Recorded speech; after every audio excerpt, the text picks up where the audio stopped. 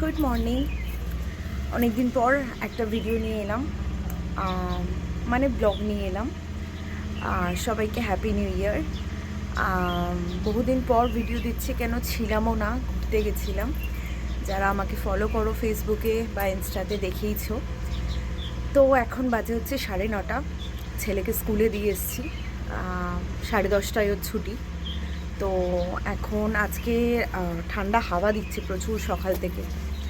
তোমাদের একটা ভালো জিনিস শেয়ার করব। একে দেখো, এই দেখো, এদেরকে নিয়েই সারাদিন কেটে যায়। তো আজকে রান্না বান্না বলতে আজকে একটু চিংড়ি মাছের পোলাও করব, তোমাদের সাথে শেয়ার করব। পোলাওটা হোমমেড, খুব একটা জিনিস লাগে না, কিন্তু খুব টেস্টি হয়।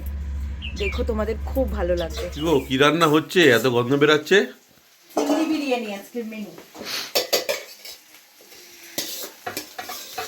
এই যে করছি, হয়েই গেছে, একটুখানি দমে থাকবে, সব দেবো একটুখানি। বিরিয়ানি মশলা, ফুড কালার,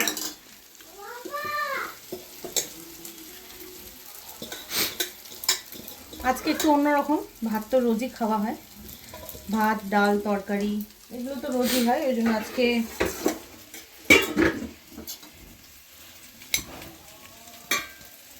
এগুলো দেবো একটু। এই যে বিরিয়ানি মশলা অল্প, বেশি দেবো না, কেন কি এই কাইটা বানিয়েছে যেটা চিংড়ি মাছ আর আলু দিয়ে, সেটাই দেওয়া আছে বিরিয়ানি মশলা। এটার মধ্যে রেখেছিলাম, এটার মধ্যে দিয়েছিলাম বাটির মধ্যে দুধ, কেওড়া জল, গোলাপ জল, আর কিছু না। এটা একটুখানি এরকম করে দিয়ে দেবো। আলু বকরা অন্য সময় ফ্রিজে থাকলে দিই, কিন্তু আজকে নেই। একটু ঘি দেবো।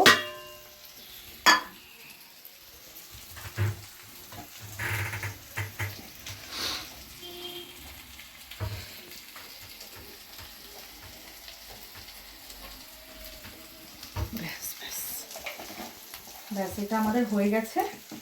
এটা বসাবো, ঢাকা দেবো।